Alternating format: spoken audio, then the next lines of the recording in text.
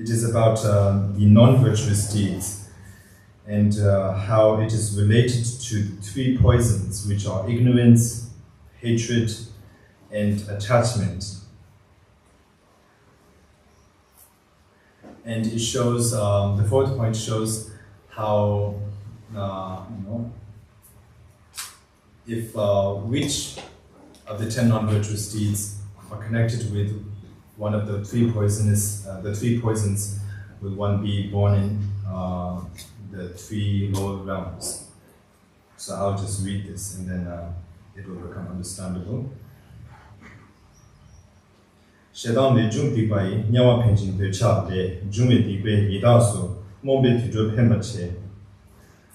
we have one verse here. So it is saying that if any one of the 10 non-virtuous deeds are committed with anger or hatred is the motivating factor, then as a result, one will be reborn in the hell realm. And if any one of the 10 non-virtuous deeds are committed with attachment as the motivating factor, then one will be reborn in the future in the hungry ghost realm. And if any of the 10 non-virtuous deeds are committed with ignorance as the motivating factor, then as a result one will be reborn in the animal realm.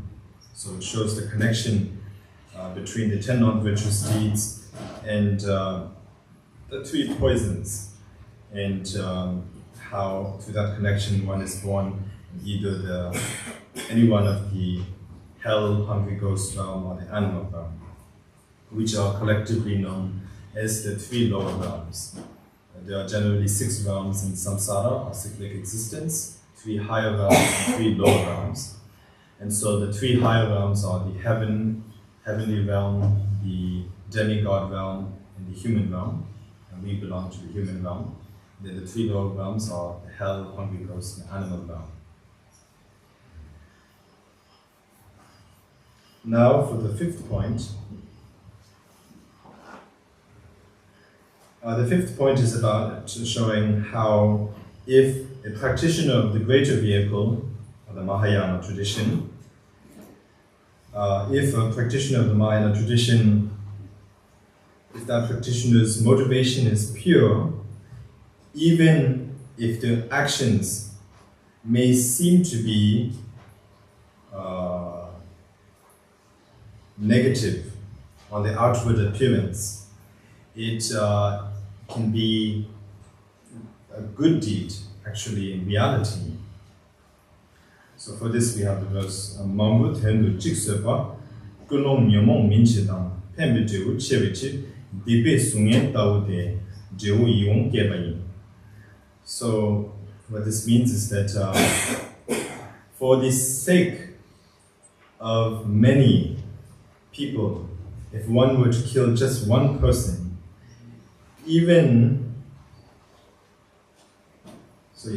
if one were to kill one person for the sake or benefit of many people, because the motivation is not evil and the result is good, even though on the outward appearance it looks like a negative deed because it is still killing someone,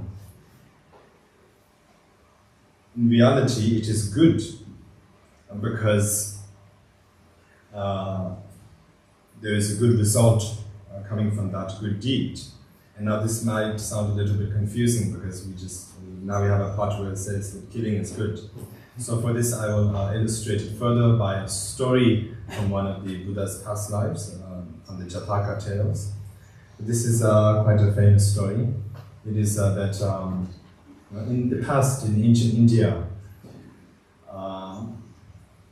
there was a tradition or custom for the merchants to set sail into the ocean to retrieve wealth or gold and treasures from the ocean. And so many merchants would usually go together in a large ship to retrieve the treasures. And so It so happened that in one of the Buddha's past lifetimes, he was a captain of a ship, and he was also a merchant. And in Tibetan, we call him which means the captain, the great compassionate captain. And so he happened to be the captain, leading about 500 merchants along with him, and they all set sail. And along with the captain and the 500 merchants, there was one person who we call Menadun Hongchen. So anyways, it's basically somebody who was quite evil, and he also was a merchant. And so as they set sail, the plan was, of course, that whichever merchant retrieved any treasure, they could keep it to themselves. But the evil merchant, he devised a plan. And the plan was that once all of the merchants had retrieved whatever treasures that they could from the ocean, he would kill all of them so that he could take all the treasures for himself. And so he devised such an evil plan, and meanwhile the great compassionate captain found out about his plan. And the great compassionate captain thought that first of all of these merchants, first of all, killing someone is a very bad deed. It's a negative deed, and especially killing 500 people is extra, bad. It's even worse than killing just one person. And what's even worse is that it so happened that the 500 merchants were all bodhisattvas, people who had the mind of enlightenment, who had the aspiration to attain enlightenment for the sake of our sentient beings. So they were all basically Buddhist practitioners, and especially followers of the Great Vehicle. And so, not only if his plans went as he planned, if things went as he planned, not only would that evil person be killing 500 people, but he would be killing 500 bodhisattvas, which is very dangerous for himself. And so the great compassionate captain felt great compassion towards this person, and thought that he is creating such a plan out of his great ignorance. And if he were to kill all of the 500 merchants, then he would certainly end up in hell and experience suffering there for a very long time, for aeons and aeons. And so then the great compassionate captain devised his own plan. And so his plan was, he first thought to himself, how about I kill the evil merchant? If I kill the evil merchant, I would spare him from creating the heavy karma of killing 500 bodhisattva merchants. And even though I myself may, will certainly end up perhaps in hell for killing one person, at least he will be spared from creating any bad deeds for himself. So, if I suffer myself, that is fine, as long as he doesn't, create any kind of deeds for himself, that will cause his own suffering. He thought that would be good. So, therefore, the great compassionate captain killed the evil merchant before he could kill the 500 merchants. And in that way, he saved the lives of the 500 merchants, and he also saved the evil merchant himself from creating negative deeds. So in this kind of case, yes, generally killing is one of the negative deeds, but because the motivation is good, it's pure behind that act of killing, it is the results that usually come from killing will not be the same for this situation. So this is what Chogyal Phagpa is saying, and similarly one can understand it, for the other negative deeds as well. It is all similar. Basically, in the Mahayana tradition, if the motivation is good, even negative deeds can become good deeds. So this is the main lesson that we need to take from this. And so now for the sixth point. Sixth point is about identifying the 10 virtuous deeds. And for this we have the verse. So it's not really a verse, it's half a verse. So basically what Papa Rinpoche is saying is that the opposite of the 10 non-virtuous deeds are the 10 virtuous deeds. So it would be not killing, not stealing, not conducting adultery, not lying, not slandering, not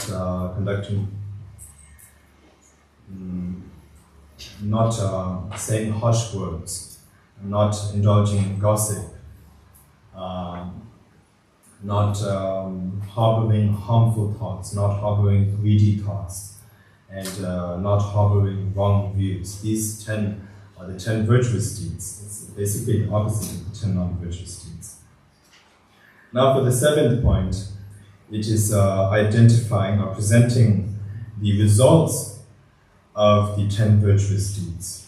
And for this, Papa Rinpoche says, so there's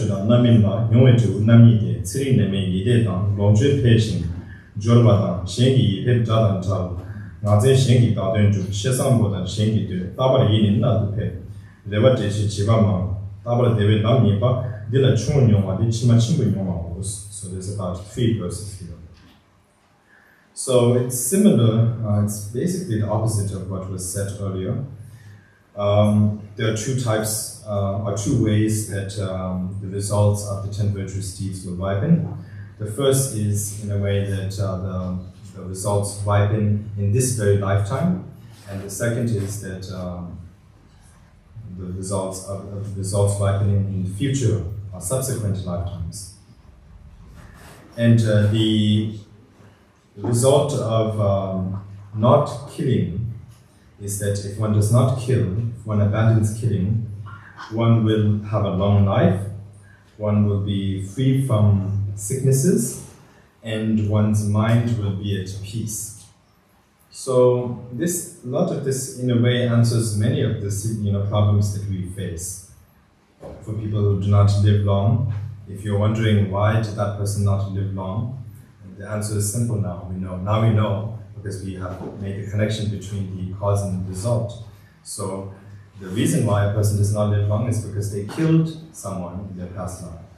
And maybe, the reason why so many people caught the COVID pandemic is very likely because they killed people in their past lives. So we can sort of figure things out by reading what Papa Rinpoche has written here. And as for the result of abandoning, or sort of result of not stealing, it is that if one does not steal, one's wealth will increase and everything will work out for you financially. And as for the results of not conducting adultery, people will see you in a good light, they will see you in a good way, and one will not have many enemies. If we have many enemies in this lifetime, people who do not like oneself, then it's very likely that it is a result of adultery in a past lifetime, or possibly even this lifetime. And then there is the result of lying. And the result of lying is that one's words will not be valued. There's not much weight to one's words because in the past one lied a lot, so as a result, whatever one says, people will not easily believe you. And people will also naturally help you in accomplishing your projects or aspirations or wishes. These are the results of not lying. The results of not slandering someone is that one will be sort of like a person full with sense, the opposite of a moron, basically. And the result of not saying harsh words to others is that people will praise oneself, will say good things about you in return. That is the result of not saying bad things about others. And the result of not indulging in gossip is that as a result, one's mind will always be calm. It will be sort of like mindful or in the present moment. And the result of not harboring greedy thoughts is that one's wishes will be fulfilled. And the result of not harboring harmful thoughts is that one will have many offsprings. If you want to have children, then you need to abandon harmful thoughts. And the result of not harboring wrong views, or you could say by having the right or correct views, then you will always find the path to happiness. You will always be on the path to happiness. So that is the result of having the right view. And the power of these results is also similar. If one commits the 10, or if one accumulates the 10 virtuous deeds, then as a result in this lifetime there will be all of these the results that I just mentioned, but just to a lesser degree. It will be a little weak. But in one's future lifetimes and the next lifetime and the subsequent lifetimes, the results will be very powerful or strong, will be to a higher degree. And so with this we have completed the 7th point. Now for the 8th point. The 8th point is about showing that even if any of the 10 virtuous deeds are controlled by the 3 poisons as the motivating factor,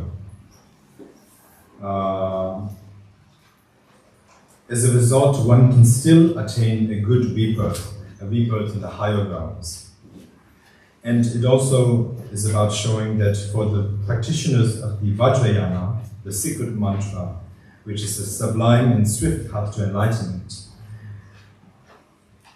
if the 3 poisons are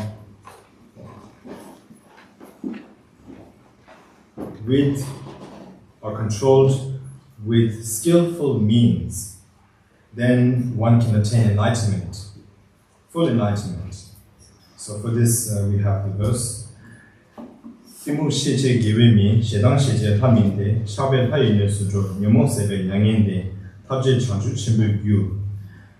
So what Papa Rinpoche shows here is that the person who creates or accumulates any one of the 10 virtuous deeds out of ignorance as the motivating factor, that person will be reborn in the human realm as a result. So the motivation is ignorance, which is not good. It's one of the 3 poisons, generally not good. But the action that you are accumulating or conducting is one of the 10 virtuous deeds. So it doesn't matter if the motivation is not good, still, because the action is good, as a result one will be born in the human realm. And if one accumulates any one of the 10 virtuous deeds out of anger or hatred as the motivating factor, then as a result one will be reborn in the demigod realm, the Asura realm. It's similar to the heavenly realm. It's just the difference is that they are little sort of like weaker gods. They're similar like gods, but they are always fighting with the gods. And they never win any of the wars. Or they sometimes do, but very rarely. So they're always suffering by going to war with the gods. And so, as for the 10 virtuous deeds committed with attachment as the motivating factor, as a result, one will be reborn in the heavenly realm. One will be reborn as a god. And Papa Rinpoche also writes that if one accumulates the 10 virtuous deeds without any of the 3 poisons as the motivating factor, then one's defilements will be purified. And one's defilements will be exhausted, and as a result, one will attain liberation, such as the state of Arahathood, or the Pradeka Buddhahood, the half-Buddhas. And if any one of the 10 virtuous deeds are conducted along with skillful means of the Vajrayana path, then those 10 virtuous deeds, along with the skillful means, becomes a cause for attaining full enlightenment. And that can be not only in the future lifetime, but it can even be in this very lifetime. So with this, we have gone through the 8th point. Now for the 9th point. The 9th point is about how it shows how to accumulate good deeds. He just mentioned what the 10 virtuous deeds are, so we now know we have a sort of like a rough idea of what good deeds are, but we still might not know how to conduct them, how to practice them. So here he will show how it is done. So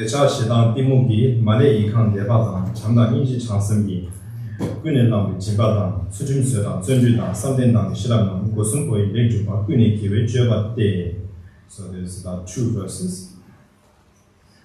So what Papa Rinpoche says is that the mind which is not deluded by either attachment, hatred, or ignorance, the mind which is filled with faith, loving kindness, compassion, and with the thought or the aspiration to attain enlightenment for the sake of all sentient beings. With such a mind, if one practices generosity, moral conduct, patience, diligence, meditative concentration, and wisdom, which are the 6 perfections, and if one conducts these 6 perfections with such a pure mind, a mind filled with loving kindness, compassion, faith, and the mind of enlightenment, if such actions, whether they are performed through the body, the speech, or the mind, all of that are virtuous actions. So here he has shown how it is, how one should perform. So now you know how it should be performed. You just need to have a good heart, a pure heart. As it is mentioned here, there's about 4 main qualities. One needs to have faith in the Buddha, Dharma, the Sangha. If one is a Vajrayana practitioner, the Guru on top of that. And then loving kindness. Loving kindness is basically the thought in which you wish for the happiness of all sentient beings. You wish, may all sentient beings be happy and be endowed with the causes of happiness, which are the virtuous deeds. That is loving kindness. And you also need to have compassion, which is the thought in which you're wishing for all sentient beings. May all sentient beings be freed from suffering and the causes of suffering. That is compassion. And then the mind of enlightenment. It is to think, may I attain enlightenment for the sake of all sentient beings, so that they may be free from suffering. That is the mind of enlightenment, also popularly known as bodhicitta. So with such a mind, which is not defiled by either attachment, hatred, or ignorance, if one accumulates the 6 perfections, then one will, that is how you practice the Dharma, that is how you accumulate good deeds, and that is how you attain enlightenment. Now for the 10th point, The 10th point is about presenting the common results of good deeds. And for this, there is the verse, Drogon Chogyal Phagpa.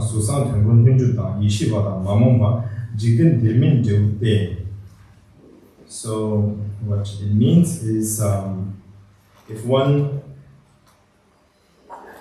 practices, the 6 perfections in the way that I just mentioned, the results, the common results, or the ordinary results, are that everything will work out for you, whether it's financially, if you're having, and you won't basically face much problems. If you need something, you will get that thing easily. If you need to meet someone, you will meet that person easily. If you need a teacher, you will meet the teacher easily. If you need to the Buddha Dharma, you'll get to receive Buddha Dharma easily. Everything works out for you.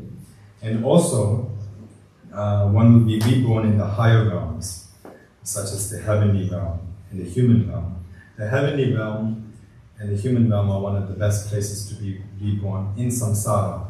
And within samsara, although the human realm is not the best place, generally speaking, if you want the highest degree of happiness in samsara, then the place where you would want to be reborn would be the heavenly realm. You would want to be reborn as a god. But if you want to practice the Dharma, then the best place to be reborn is in the human realm, which we have been born, luckily, in this lifetime. And it's not just out of any coincidence, but rather it is a result of our past karma. In Buddhism, we do not believe in the creator of Almighty God. Law of karma, the belief of law of karma and God are polar opposites, completely against each other. It doesn't work, there's no way. In Buddhism, we do believe in gods. There are many gods. Actually, all the Hindu gods we accept in Buddhism as well. Although we do, the difference is that we do not accept them as enlightened beings. They are not our source of refuge, but we do believe that they exist. But there is no such God that created the whole universe, according to Buddhism. According to Buddhism, how the universe was created is that it was created to the collective karma of sentient beings. You can also say that there are two different ways of karma, or 2 different types of karma. Collective karma and individual karma. So, for example, we can all see the moon, and we can all see the sun, we can all see Prague, and we can all see each other. And this is sort of like our collective karma. Now, if one were to have some sort of disease, and one's